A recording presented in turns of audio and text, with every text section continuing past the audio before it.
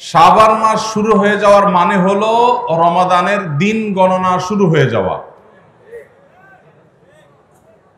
শাবানের প্রথম দিন চলে যাওয়া মানে আর 29 দিন, আর 28 দিন, আর 27 দিন, দ্বিতীয় দিন, তৃতীয় দিন, পর এভাবে দিন গণনা করতে করতে রমাদানের যে প্রতীক্ষা, রমাদানের যে প্রহর গোনা, রমাদানের যে অপেক্ষা, সেটা সমাপ্তির দিকে যাবে ইনশাআল্লাহ।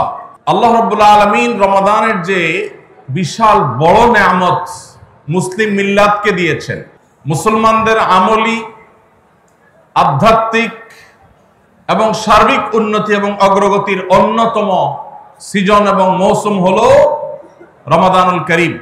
শাবান মাস শুরু হওয়ার মধ্য দিয়ে রমাদানের সেই দিন গণনা যেহেতু শুরু হয়েছে, এজন্য আমরা আজ সার্থক রমাদানের 11টি পূর্ব প্রস্তুতি নিয়ে কথা বলবো ইনশাআল্লাহ তাআলা। আল্লাহ সুবহানাহু ওয়া তাআলা কোরআনে কারীমে বলেছেন, ওয়ালাউ আরাদুল খুরুজ লা আ'আদ্দু লাহু উদ্দাহ। কিছু লোক নবী করিম সাল্লাল্লাহু আলাইহি সাল্লাম যখন তাবুকের যুদ্ধে অংশগ্রহণ করবার জন্য ডাক দিয়েছিলেন, তারা সেই যুদ্ধে শামিল না হয়ে মদিনায় অবস্থান করেছিল। এর মধ্যে অনেকেই নানা রকমের অজুহাত, নানা রকমের আপত্তি, নানা রকমের বিভিন্ন কারণ দর্শিয়ে তারা এই যুদ্ধ থেকে পিছপা হয়েছিল। আল্লাহ রাব্বুল আলামিন কোরআনে কারীমে আয়াত নাযিল করে তাদের সেই ঘড়িমসির আসল কারণ উল্লেখ করেছেন। আল্লাহ সুবহানাহু ওয়া তাআলা বলেছেন, ওয়ালাউ আরাদুল খুরুজ লা আ'আদ্দু লাহু উদ্দাহ।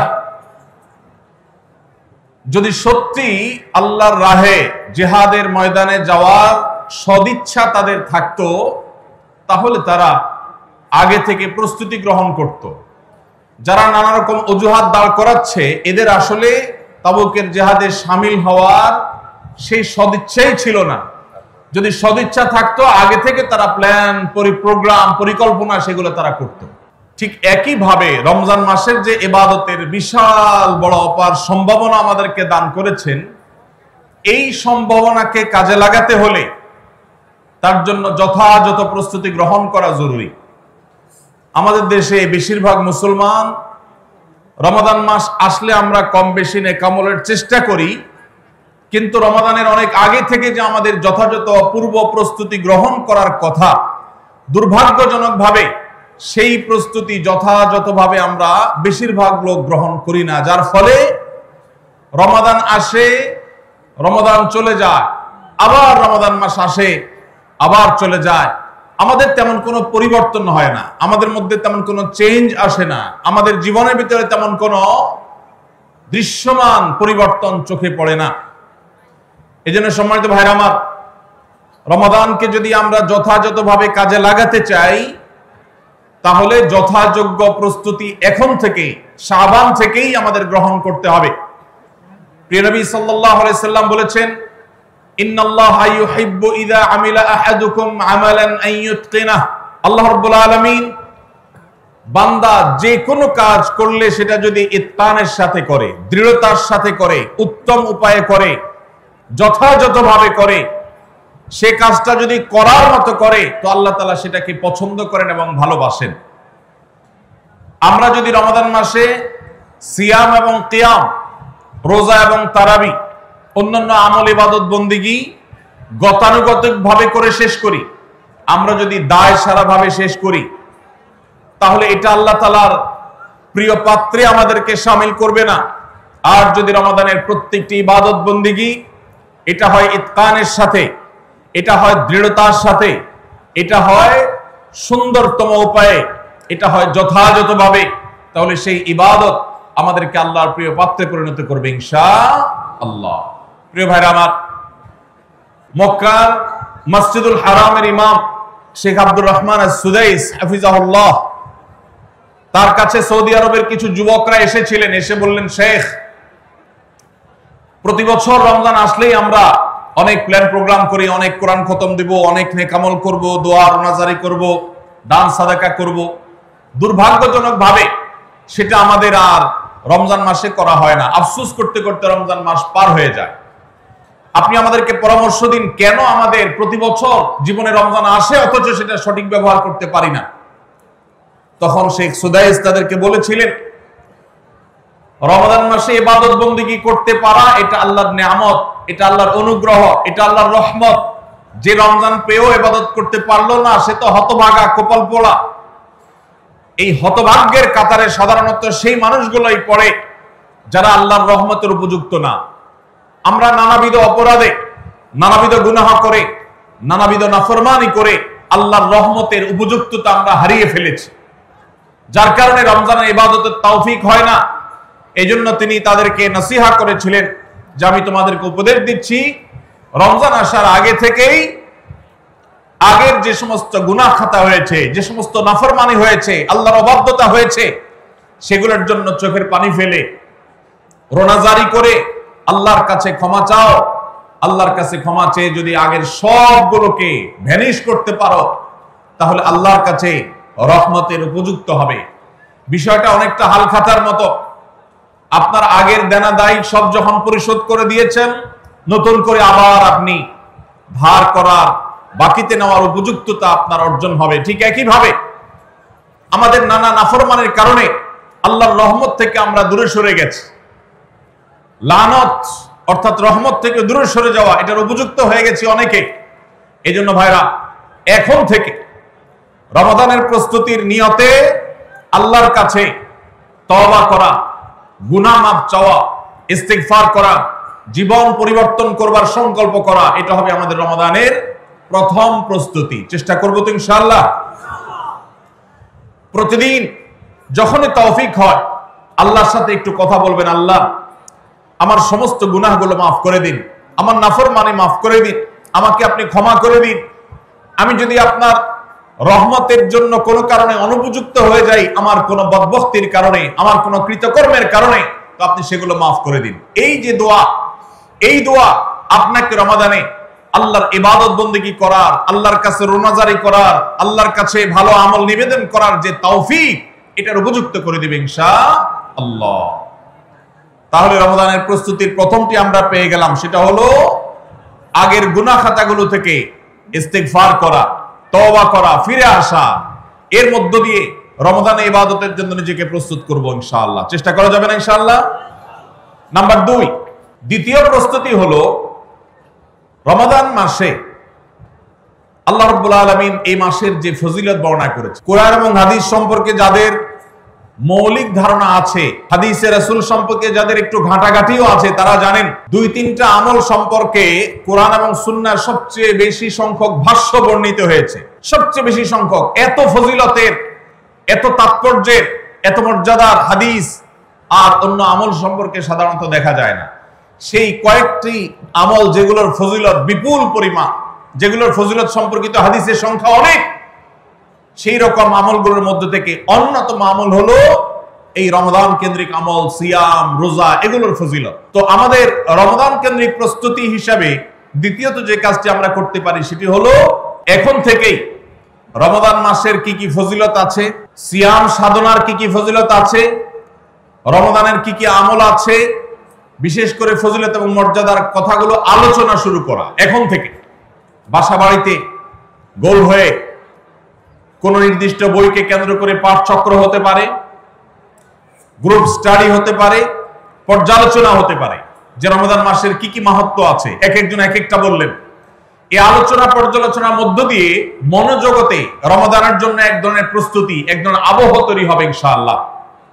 এজন্য দ্বিতীয় প্রস্তুতি হিসাবে আমরা এই কাজটি ইনশাআল্লাহ করব, সেটা হলো রমজানের ফজিলত, রমজানের মর্যাদা, সিয়ামের ফজিলত, অন্যান্য আমলের উপকারিতা, সেগুলো নিয়ে আমরা বেশি বেশি পর্যালোচনা করব। যত বেশি আপনি আগে থেকে পর্যালোচনা করবেন, রমাদানের প্রতি আপনার তৃষ্ণা, সিয়াম সাধনার প্রতি আপনার ভেতরে আকাঙ্ক্ষা, প্রত্যাশা এবং প্রতীক্ষা, এটা আপনার মধ্যে বাড়তে থাকবে এবং রমাদানের প্রতিটা মিনিটকে কাজে লাগাবার জন্য তাগাদা আপনার ভিতরে অনুভব হবে ইনশাআল্লাহ। নাম্বার 3, তৃতীয় প্রস্তুতি হলো আমাদেরকে প্রতিজ্ঞা করতে হবে এই রমাদানে আমরা নেক আমল করবই করব এবং কোন আমল, কোন ভালো কাজ, কোন সুন্নাহ এটা করার ব্যাপারে কোন প্রকার অলসতা করব না। কারণ ভাইরা আমার, রমজান মাস পেয়েও যদি আল্লাহর কাছে কেউ ক্ষমা না পায়, একটা প্রসিদ্ধ হাদিস আপনারা সবাই কম বেশি শুনেছেন যে নবী সাল্লাল্লাহু আলাইহি ওয়াসাল্লামের কাছে জিবরিল এসে বলেছেন, বাউদামান আদরাকা রমাদান ফালাম ইউগফার লাহ, যে ব্যক্তি রমজান পেয়েছে অথচ রমজানের এই বিশাল সুবর্ণ সুযোগকে কাজে লাগিয়ে সে তার জীবনের সব গুনাহগুলো মাফ করাইতে পারে নাই, সে আল্লাহর কাছ থেকে মাগফিরাত আদায় করে নিতে পারে নাই, সে জাহান্নাম থেকে মুক্ত এই ঘোষণা সে আদায় করতে পারে নাই, অথচ সে রমজান মাস পেয়েছে, এর চাইতে হতভাগা আর কে হতে পারে? সে ধ্বংস হোক, এই বদদুআয় নবী সাল্লাল্লাহু আলাইহি সাল্লাম আমিন বলে সমর্থন জানিয়েছেন, সায় দিয়েছেন। এজন্য ভাইরা, রমজান মাস এসেছে কিন্তু আমল ইবাদত হয় নাই, রমজান মাস এসেছে আবার চলে গেছে কিন্তু আমার গুনাহ আল্লাহর কাছ থেকে মাফ করাতে পেরেছি বলে আমার বুক সাড়া দেয় না, তাহলে এর চাইতে বড় হতভাগা, এর চাইতে বড় কপাল পড়ার কেউ হতে পারে না। রমজানের আমল ইবাদত, রমজানের নেক আমল, রমজানের দোয়া, রমজান মাসের চোখের পানি ফেলা, এটা ভাইরা শুধুমাত্র নিজের প্রেরণার জায়গা থেকে শুধুমাত্র সওয়াব আহরণের জন্যই নয়। এটা যদি না করি তাহলে জিবরিলের বদদুয়া, নবীজি সাল্লাল্লাহু আলাইহি সাল্লামের বদদুয়া, আল্লাহর পক্ষ থেকে ধ্বংস হওয়ার পরোয়ানা, এগুলো অনিবার্য হয়ে যাবে। এই কথা চিন্তা করে এখন থেকে রমাদান কেন্দ্রিক প্রস্তুতির অংশ হিসাবে আমাদেরকে প্রতিজ্ঞা করতে হবে, এইবারের রমাদানের প্রতিটা দিন আমি আল্লাহর কাছে চোখের পানি ফেলে একটা নির্দিষ্ট সময় কান্নাকাটি করব, আমার গুনাহ খাতাগুলোকে মাফ করাবো, জাহান্নামীদের তালিকা আমার নাম যদি কোনো কারণে যেয়ে থাকে আমি এমন ভাবে রোনাজারি করব, এমন ভাবে ইস্তেগফার করব, এমন ভাবে চোখের পানি ফেলবো, একান্তে নীরবে আল্লাহর সাথে কথা বলবো যেন আমার সমস্ত গুনাহগুলো মাফ হয়, জাহান্নামীদের তালিকা থেকে যেন আমার নাম কেটে যায়। এর জন্য ভাইরা এখন থেকে প্রতিজ্ঞাটা করতে হবে। প্রস্তুতি হলো কাজ হবে রমজানে, কিন্তু প্রতিজ্ঞা হবে এখন থেকে যে আমি কোনোভাবে এইবারের রমজানের সুযোগ আর হাতছাড়া করব না ইনশাআল্লাহ। তাহলে 3 নম্বর হলো যে রমজান কেন্দ্রিক সমস্ত আমলগুলো করব, আল্লাহর কাছে তওবা ইস্তেগফার করে নিজের গুনাহগুলোকে মাফ করায়া ছাড়বো, জাহান্নাম থেকে মুক্তি তথা নাজাত এটা নিজের করে নেব, এই মর্মে প্রতিজ্ঞাটা এখন থেকে যেই কয়দিন রমজান আসতে সময় আছে প্রতিদিন আমাকে নবায়ন করতে হবে। প্রতিজ্ঞা আজকেরটা যেভাবে হবে কালকেরটা আরো স্ট্রং হবে, তারপরের দিন আরো স্ট্রং হবে। প্রতিদিন আমি স্বপ্ন লালন করব কবে রমাদান শুরু হবে, আর আমি আল্লাহ রাব্বুল আলামিনের কাছে রমাদানের এই সমস্ত ইস্তেগফার, তওবা, আমল এগুলোকে নিবেদন করতে থাকবো। চেষ্টা করা যাবে না ইনশাআল্লাহ। তাহলে 3 নম্বর প্রস্তুতি হলো রমজান মাসে নেক আমল করার প্রতিজ্ঞা করা, মাগফিরাত এবং নাজাত আদায় করার প্রতিজ্ঞা এখন থেকে করা। নাম্বার 4 নম্বর যে প্রস্তুতিটা আমাদের নিতে হবে সেটা হলো যদি আগের রমজানের কোন রোজা কারোর কাজা থাকে, এই রমজান আসার আগে আগে শাবান মাসের মধ্যেই সেই কাজাগুলো আদায় করে ফেলা উচিত। আম্মা জান আয়েশা রাদিয়াল্লাহু তাআলা আনহা বলেছেন যে নারী হিসাবে রমাদান মাসে যে কয়েকটা রোজা ভাঙতি পড়ে, নবীজি সাল্লাল্লাহু আলাইহি সাল্লাম রমাদান পরে পুরো সময়টা তার কাছে থাকার কারণে তিনি সেই রোজাগুলো রাখার সুযোগ সেভাবে পেতেন না, স্বামীর হকের কথা মাথায় রেখে রোজাগুলো রাখতেন না। এবং শাবান মাস আসলে নবীজি সাল্লাল্লাহু আলাইহি সাল্লাম নিজেও বেশি বেশি নফল রোজা রাখতেন। মা আয়েশা রাদিয়াল্লাহু তাআলা আনহা বলেছেন যে তিনিও তার রমজানের বাকি রোজা যেগুলো ছিল ভাঙতি রোজা সেগুলো তিনি রেখে ফেলতেন। এই হাদিস থেকে বোঝা যায় রমজানের রোজা যদি কারোর কাজা হয়, পুরুষদের অসুস্থতার কারণে হতে পারে, মা বোনদের মাসিকার কারণে হতে পারে, তাহলে সেই রোজা যত দ্রুত সম্ভব আমরা কাজা করে ফেলবো। এবং সেই কাজা করতে যদি কোনো কারণে, যৌক্তিক কারণে বা যে কোনো কারণে যদি বিলম্ব হয়, তাহলে এই বছরের আসন্ন রমাদানের প্রস্তুতির অংশ হিসাবে আগের রমজানের কোনো ভাঙতি রোজা থাকলে সেগুলো সব রেখে কাজা করে সম্পূর্ণভাবে এই রোজার জন্য প্রস্তুত হবে। এটা হলো 4 নম্বর প্রস্তুতি। নাম্বার 5 নম্বরের রমজানের প্রস্তুতি হলো আল্লাহ রাব্বুল আলামিনের কিছু সাধারণ ক্ষমা আছে, কমন ক্ষমা, গণহারে মাফ। আল্লাহ তাআলার এই যে সাধারণ ক্ষমা, গণহারে মাফ, দুটি বিষয় এই গণহারে মাফ থেকে মানুষকে দূরে সরিয়ে রাখে। আল্লাহর গণহারে যে ক্ষমা, এই গণক্ষমার উপযুক্ততা নষ্ট করে দেয় দুটি জিনিস। তার একটি হলো শিরক, আরেকটি হলো হাসাদ। একটা হলো হিংসা, আরেকটা হলো শিরক। নবী করিম সাল্লাল্লাহু আলাইহি ওয়াসাল্লাম বিভিন্ন হাদিস থেকে আমরা জানি তিনি বলেছেন আল্লাহ রাব্বুল আলামিন বিশেষ করে লাইলাতুন নিসফি মিন শাবানে যখন মানুষকে গণহারে ক্ষমা করেন, তখন দুই শ্রেণীর মানুষকে আল্লাহ তাআলা মাফ করেন না, ইল্লা লিল মুশরিকিন ও মুশাহিন। তবে যদি মুশরিক আর মুশাহিন থাকে, শত্রুতা করে, হিংসা করে অন্যের প্রতি, এইরকম মানুষ যদি থাকে, তাদেরকে আল্লাহ তাআলা সাধারণ ক্ষমা আওতায় আনেন না। রমাদানে আল্লাহ তাআলা প্রতিদিন বহু মানুষকে সাধারণ ক্ষমা করেন। রমজান যখন কাছে আসে, সে দশক আসে, তখন সাধারণ ক্ষমার পরিমাণ বেড়ে যায়।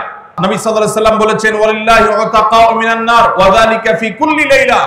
রমজানের প্রত্যেক রাতে বহু মানুষকে আল্লাহ তাআলা জাহান্নাম থেকে মুক্ত ঘোষণা দিয়ে দেন, অমুক জাহান্নাম থেকে মুক্ত, অমুকের ছেলে অমুক জাহান্নাম থেকে মুক্ত, অমুকের ছেলে অমুক, তার নাম জাহান্নামের তালিকা থেকে কাটা, জান্নাতের তালিকা চলে আসবে। অসংখ্য মানুষকে এভাবে এই সুযোগ আল্লাহ তাআলা দান করেন। যারা শিরকে লিপ্ত, সেটা যেই কোনো ধরনের শিরক হোক, কবরকে যারা সিজদা করে, মাজারকে যারা পুজো করে, জীবিত মৃত মানুষকে যারা সিজদা করে, কবরে যারা প্রার্থনা করে, সেখানে যারা সন্তান চায়, ব্যবসার উন্নতি চায়, যত প্রকার শিরক আছে কবর কেন্দ্রিক এগুলাতে লিপ্ত হয়, অথবা এর বাইরে আরো যত রকমের শিরক গোটা দুনিয়াতে আছে, কোন প্রকার শিরকে যখন মানুষ লিপ্ত হয়, তখন এই ব্যক্তি আল্লাহ তাআলার সাধারণ ক্ষমার উপযুক্ত আর থাকে না। এই জন্য ভাইরা, রমজানের প্রস্তুতির অংশ হিসাবে 5 নম্বরের যে প্রস্তুতি আমরা গ্রহণ করব, সেটা হলো আল্লাহ তাআলা যেহেতু রমজানে অনেককেই সাধারণ ক্ষমা করবে, আমি যেন সেই সাধারণ ক্ষমা প্রাপ্ত সৌভাগ্য মানুষদের তালিকায় ঢুকতে পারি, সেজন্য আমার অন্তর থেকে হিংসাকে ধুয়ে মুছে সাফ করে ফেলতে হবে। কোন মুসলমানের কল্যাণ দেখে আমার কষ্ট হবে না, কারোর ভালো দেখে আমার ভেতরে জ্বালা পড়া হবে না। পারলে তার জন্য আরো বেশি দোয়া করব, যে কারো ভালো হোক আমি আরো ভালো চাইবো, কারোর কোনো ক্ষতি আমি চাইবো না। এই কল্যাণকামিতাই হলো দিন। আদ-দীন ওয়ান নাসিহা। কিলা লিমান ইয়া রাসূলুল্লাহ, ক্বালা লিল্লাহি ওয়া লিরাসূলি ওয়া লিআম্মাতিল মুসলিমিনা ওয়া আইম্মাতিহিম। নবী সাল্লাল্লাহু আলাইহি ওয়াসাল্লাম বলেছেন, ধার্মিকতা কিসের নাম? ধার্মিকতা, দিনদারিতা কিসের নাম? ধার্মিকতা হলো কল্যাণকামিতার নাম। আল্লাহ রাব্বুল আলামিনের আদেশ নিষেধ মেনে চলা, নবী সাল্লাল্লাহু আলাইহি ওয়াসাল্লামের আদেশ মেনে চলা, এটাই হলো তাদের জন্য কল্যাণকামিতা। আর সকল স্তরের সাধারণ মানুষের কল্যাণ চাওয়া, কারোর ক্ষতি না চাওয়া, এটাই হলো দিনদারিতা। যে ব্যক্তি কারোর ক্ষতি চায়, যে মুসলমান আরেক মুসলমানের ভালো দেখলে তার ভেতরে জ্বালা পোড়া করে, অস্থিরতা আসে, সে ভালো মুসলমান না, সে হিংসুক, তার ভিতরে কবিরা গুনাহ আছে।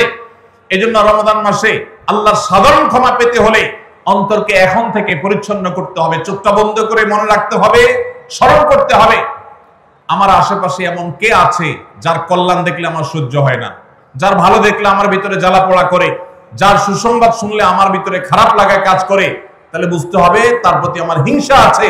আল্লাহর জন্য নিজের হিংসা থেকে পরিচ্ছন্ন হয়ে অন্তরকে ধুয়ে সাফ করে তারপরে রমজানের সাধারণ ক্ষমার জন্য উপযুক্ত করতে হবে এখন থেকে।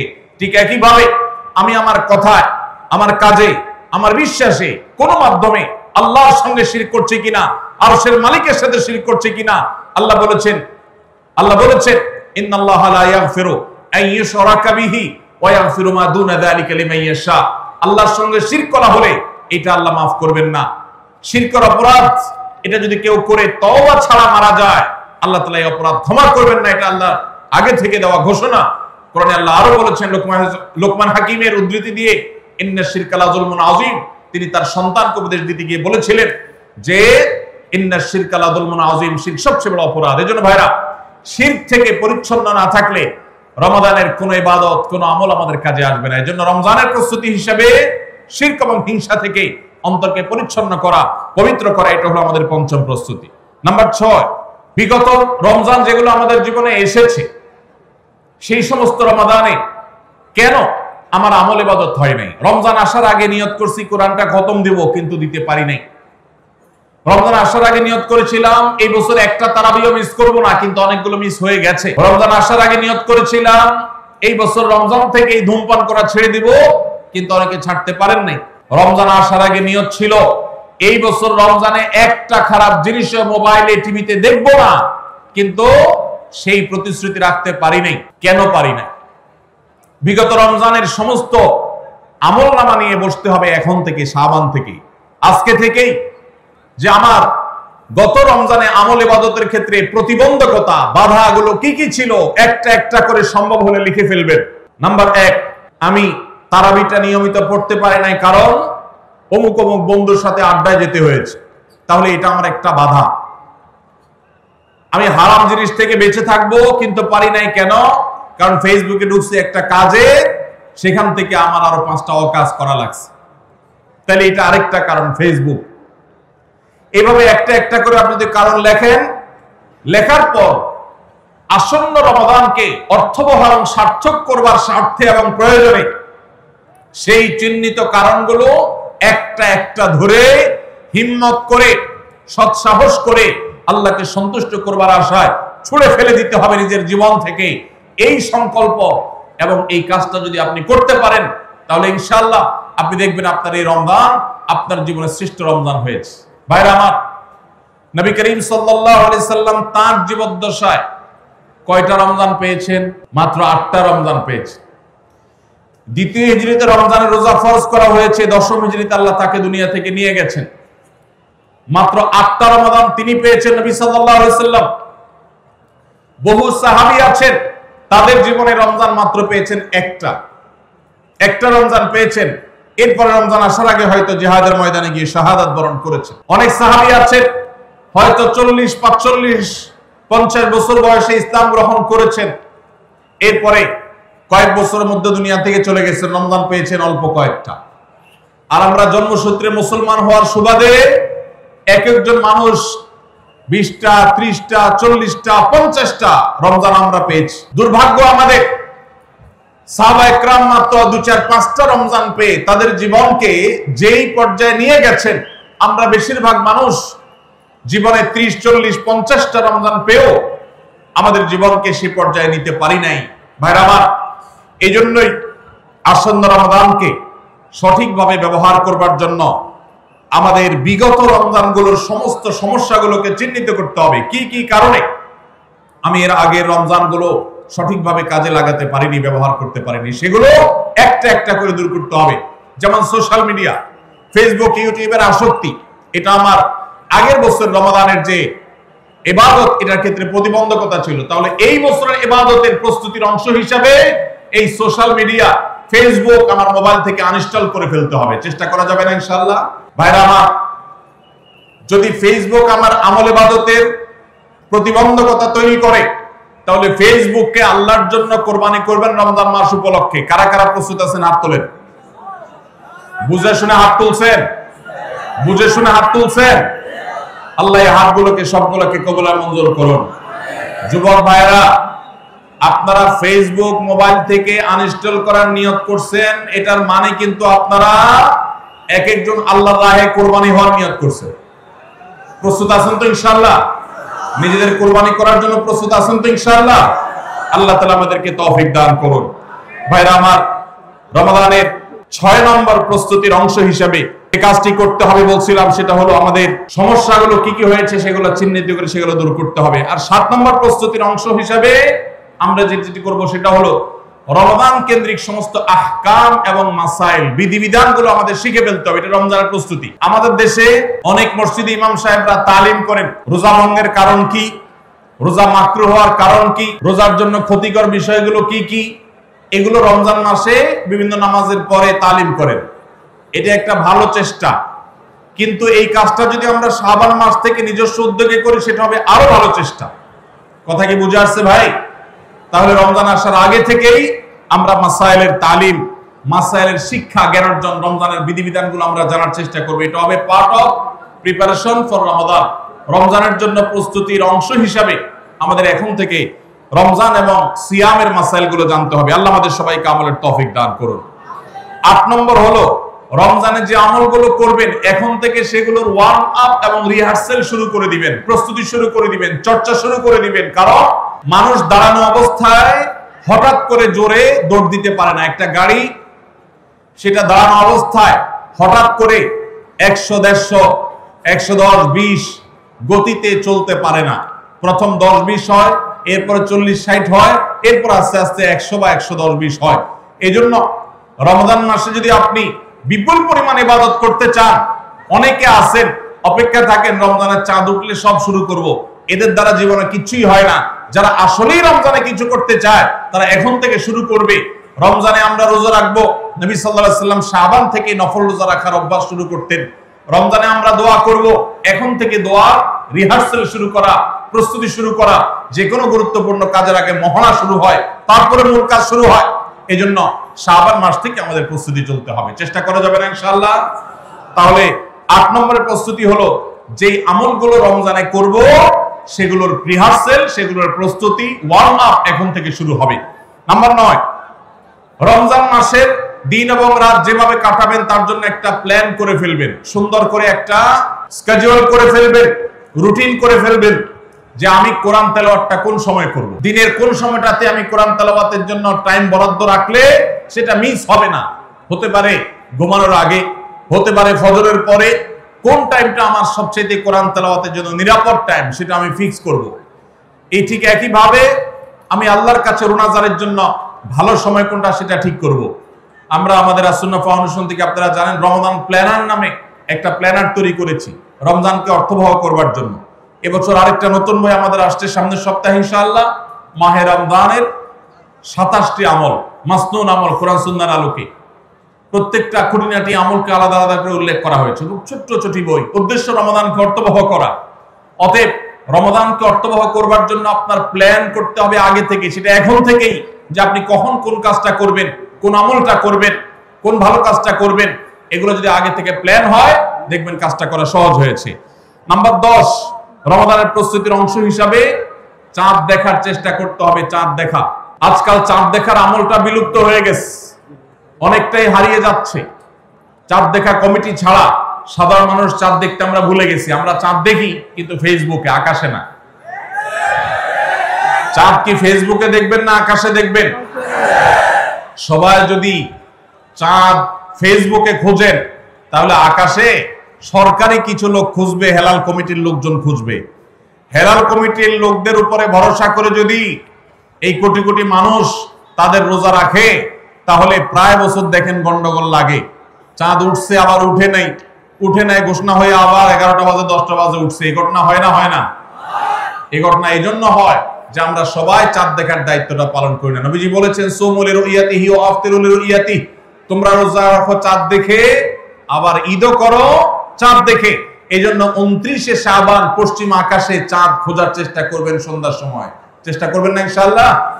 চেষ্টা করে যদি চাঁদ দেখতে নাও পারেন তারপর আপনি সওয়াব পাবেন।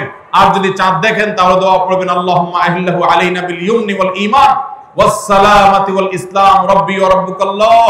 হে আল্লাহ, এই চাঁদকে আপনি বরকত এবং ঈমান দিয়ে আমার জন্য পরিপূর্ণ করে দিন। এই মাস আমার জন্য নিরাপদ এবং ইসলাম দিয়ে পরিপূর্ণ করে দিন।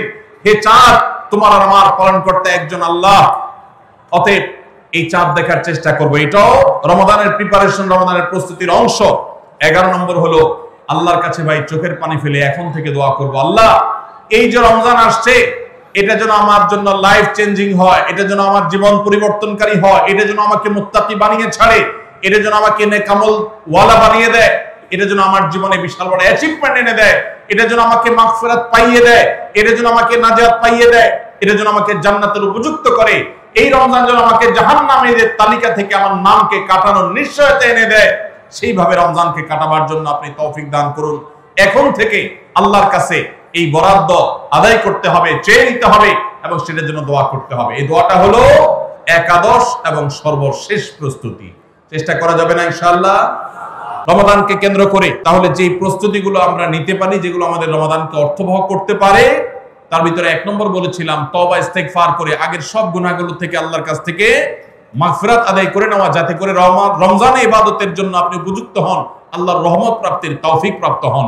অনেক সময় গুনাহগুলো ইবাদতের ক্ষেত্রে বাধা হয়, গুনাহের কারণে আল্লাহর ইবাদতের তৌফিক হয় না। নাম্বার 2, আল্লাহ রাব্বুল আলামিন রমজানের এবং সিয়ামের যে ফজিলতের কথা বলেছেন, নবীজি সাল্লাল্লাহু আলাইহি ওয়াসাল্লাম যেসব ফজিলতের কথা বলেছেন, মর্যাদা, মাহাত্ম্য, তাৎপর্যের কথা বলেছেন, এগুলো আলোচনা, পর্যালোচনা, এগুলো এখন থেকে শুরু করা। আপনার অফিসে, বাসায় বিভিন্ন রকমের হাদিস, রমজানের ফজিলত, সাহরি ইফতারের ফজিলত, গুনাহমুক্ত থাকার ফজিলত, তাকওয়া চর্চার ফজিলত, রমজানের আমল, এগুলো এখন থেকে জানাশোনা শুরু করে দেন। এখন থেকে এটা রিহার্সাল শুরু করেন। রমজানকে অর্থবহ করবার জন্য আমরা রমজান প্ল্যানার করেছি। রমজানকে অর্থবহ করবার জন্য আমরা কোরআন তারাবির সালাতে কোরআনের বার্তা বই করেছি। রমজানকে অর্থবহ করার জন্য আমাদের আরেকটা বই আসছে, মাহে রমজানের 27 আমল। এই সব আয়োজন কিভাবে রমজানকে সুন্দরভাবে কাটানো যায় সেজন্য এখন থেকে আপনি ফজিলতের হাদিসগুলো জানেন, আলোচনা করেন, দেয়ালে দেয়ালে নিজের বাসায় লাগায় রাখেন এবং বারবার দেখেন, পর্যালোচনা করেন, আবহ তৈরি হবে ইনশাআল্লাহ। নাম্বার 3, তৃতীয় প্রস্তুতি হলো এইবারের রমাদানে যে কোনো ভাবে মাগফিরাত আদায় করে ছাড়বো আল্লাহর কাছ থেকে। জাহান্নামীদের তালিকা আমার নাম থেকে থাকলে এটা কাটায় ছাড়বো এই মর্মে প্রতিজ্ঞা করা, এটাও প্রিপারেশন। এখন থেকে নিয়ত করা যে এই রমজানটা অর্ডিনারি রমজান হবে না, এই রমজানটা শুধু সাহরি আর ইফতার আর তারাবি এই 3 জিনিসের নাম হবে না, এটা একটা অর্থবহ রমজান হবে। একটা নাফরমানি আমি করব না, একটা গুনাহ আমি করব না। এখন থেকে প্রতিজ্ঞা করতে হবে নিজের সাথে নিজে, প্রতিদিন নিজের সাথে নিজের বোঝাপড়া ফাইনাল করতে হবে, এটা প্রস্তুতি। নাম্বার 4, বিগত রমাদানের যদি কোনো রোজা কাজা হয়ে থাকে সেগুলো সব আদায় করে শেষ করতে হবে শাবানের মধ্যে। নাম্বার 5, শিরক এবং হাসাদ, হিংসা, এগুলোর কারণে আল্লাহর সাধারণ ক্ষমার উপযুক্ততা মানুষ হারিয়ে ফেলে, সেগুলো থেকে মুক্ত থাকার প্রতিজ্ঞা করে মুক্ত থাকার জন্য চেষ্টা করতে হবে এখন থেকে, যে শিরক থেকে থাকলে জীবনে কখনো সেই শিরক থেকে মুক্ত হওয়া, অন্তরে কারোর প্রতি হাসাদ থাকলে সেটাকে দূর করা, তার কল্যাণকামী হওয়া, এগুলোর মধ্য দিয়ে রমজানে যে সাধারণ ক্ষমা হবে তার জন্য নিজের উপযুক্ততা তৈরি করা, এটাও রমজানের প্রস্তুতির অংশ। নাম্বার 6, বিগত রমজানগুলোতে কোন কোন কারণে আমার আমল হয় না, কোন দোস্তের কারণে, কোন বন্ধুর কারণে, কোন গ্রুপের কারণে, কোন অ্যাপসের কারণে, কোন ফেসবুকের কারণে, সেগুলো একটা একটা করে এই রমজানে যেন জীবনে না থাকে সেগুলা ছিন্ন করার জন্য প্রস্তুতি নেওয়া। নাম্বার 7, রমজানের মাসলা মাসাইল গুলো জানা, এটাও রমজানের প্রস্তুতির অংশ, এখন থেকে সেটা করা। 8 নম্বর হলো রমজানে যে আমল করতে চান এখন থেকে সেগুলো শুরু করে দেন, তেলাওয়াত করা। অনেক সালাফ শাবান মাস থেকে প্রচুর তেলাওয়াত করা শুরু করতেন, নবীজি শাবান মাস থেকে নফল রোজা শুরু করতেন। এগুলো হলো আগে থেকে প্রস্তুতি এবং মহড়া। রমজানে যা করবেন, দান সদকা করবেন, এখন থেকে লিস্ট করেন, তালিকা শুরু করে দেন, টাকা পয়সা শুরু করে দেন, এগুলো হলো পার্ট অফ প্রিপারেশন। 9 নম্বর হলো রমজান কিভাবে কাটাতে চান তার একটা রুটিন করে ফেলেন, দিন রাত 24 ঘন্টার রুটিন। বাচ্চাদের, ফ্যামিলির অনেক ধরনের আমল আছে রমজানকে কেন্দ্র করে, যেগুলো হারিয়ে গেছে আমাদের সমাজ থেকে। রুটিন করেন এবং ইলম অর্জন করার চেষ্টা করেন। নাম্বার 10, চাঁদ দেখার চেষ্টা করতে হবে, এটাও রমজানের প্রস্তুতির অংশ। আর 11 নম্বর হলো আল্লাহর কাছে দোয়া করতে হবে, আল্লাহ যেন আমাদেরকে রমজানের রোজাকে যথাযথভাবে আদায় করার তৌফিক দান করেন। চেষ্টা করা যাবে তো ইনশাআল্লাহ। আল্লাহ রাব্বুল আলামিন আমাদের সবাইকে রমজানকে সর্বোচ্চ কাজে লাগাবার, সর্বোত্তম ব্যবহার করবার তৌফিক দান করুন। সবাই চেষ্টা করবো তো ইনশাআল্লাহ। ভাইরা আমার, জীবনে রমজান হতে পারে এটাই শেষ, সেই চিন্তা করেই আমাদেরকে রমাদানকে ইস্তেকবাল করতে হবে, অভ্যর্থনা জানাতে হবে। এটাকে শেষ রমজান ধরেই প্রিপারেশন নিতে হবে, আগাইতে হবে। এইবার যদি সুযোগ মিস হয়, হয়তো আর সুযোগ আমার কাছে আসবে না, সেই চিন্তা করেই করতে হবে। তাহলে ইনশাআল্লাহ এই রমাদানে অর্থবহ কিছু করা সম্ভবপর হবে। আমরা সবাই সেজন্য যার যার জায়গা থেকে সচেষ্ট হব আগে থেকেই। এবং মনে রাখবেন, আবারও বারবার বলছি যে নবী সাল্লাল্লাহু আলাইহি সাল্লামের সেই হাদিসটি মাথায় রাখতে হবে, রমজান মাসটা আমল করে, ইবাদত করে কিছু কামাইতে পারলাম ভালো, না কামাইতে পারলাম তেমন কোনো ব্যাপার না। ব্যাপারটা সেরকম না। ব্যাপারটা হলো, যদি এই মাস চলে যায় আর অবহেলায় আপনি আল্লাহর কাছ থেকে মাগফিরাত আদায় করতে না পারেন, তাহলে বাউদামান আদরাকা রমাদান ওয়া লাম ইগফার লাহ, এই হাদিসের মিসদাক হবেন আপনি, এই হাদিসের প্রয়োগ ক্ষেত্র হবেন আপনি। সেক্ষেত্রে রমজান পেয়েও মাগফিরাত না পাওয়ার কারণে ধ্বংস অনিবার্য হয়ে যাবে। এটা শুধুমাত্র শখের বিষয় না, এটা ডু অর ডাই এর মতো ব্যাপার। আপনি রমজান পাইলেন আর মাগফিরাত পাইলেন না, জাহান্নাম নিশ্চিত হবে। অতএব যারা বাঁচতে চায় তারা এখন থেকে প্ল্যান প্রোগ্রাম করবো, করা যাবে না ইনশাআল্লাহ। সেই সাথে আমি শুরুতে যেটা বলেছিলাম, রমাদান সেই মাস যেই মাসে আমল এবং ইবাদতের শুধু উন্নতি আর তারা কি না, মুসলমানদের সার্বিক অগ্রগতি, উন্নতি আল্লাহ রাব্বুল আলামিন এই মাসে দিয়েছেন। ঐতিহাসিক বদরের যুদ্ধের সেই স্মৃতি বিজড়িত মাস এই রমাদান, মক্কা বিজয়, বড় বড় ঘটনা ইসলামের ইতিহাসে, বড় বড় সাফল্য আল্লাহ তাআলা রমাদানে দিয়েছেন। অতএব সেই জন্য নিজেদেরকে প্রস্তুত করতে হবে, প্রস্তুতি এখন থেকে গ্রহণ করতে হবে। এবং বাংলাদেশের এই মাটি আল্লাহ রাব্বুল আলামিন যেন দ্বীনের জন্য, ঈমানের জন্য, কোরআনের জন্য, সুন্নাহর জন্য কবুল করেন। এদেশের মুসলমানদের অন্তরের অন্তঃস্থলে যেন দ্বীনকে আল্লাহ তাআলা গেঁথে দেন। আমাদেরকে সবাইকে যেন আল্লাহ তাআলা প্র্যাকটিসিং মুসলমান বানায় দেন। নামদারি মুসলমানদেরকে আল্লাহ যেন সিরিয়াস মুসলমান বানায় দেন। নামাজি মুসলমানকে যেন আল্লাহ আখলাকওয়ালা মুসলমান বানায় দেন। আখলাকওয়ালা মুসলমানকে যেন আল্লাহ মুখলিস মুসলমান বানায় দেন। আমরা সবসময়